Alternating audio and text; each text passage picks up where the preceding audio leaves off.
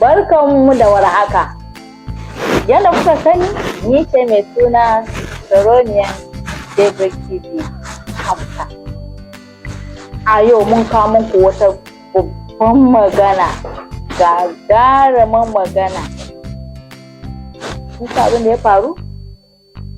Bobby Risky, yadda kuka sani, to ban san ko na mace bane ko namiji bane. Amma kun san abin da ta yi kuma? Wai ta kara duwawu. Na farko, inda shi ya mai da kanshi na mace. Bai tsaya nan ba fa. A yanzu kuma ta kara duwawu. Ina za ta kai duwawun? Ina za ta kai duwawun? Mutane ma suna nan suna cece kuce a wannan tashar namu.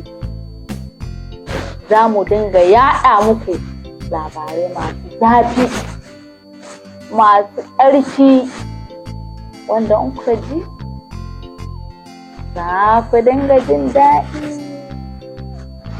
Ni ce mai suna Sarauniyar Daybreak TV. Allah ya kiyaye na gaba. Allah ya sa mu dace. Fatan alkhairi daga Daybreak TV Hausa. Na gode.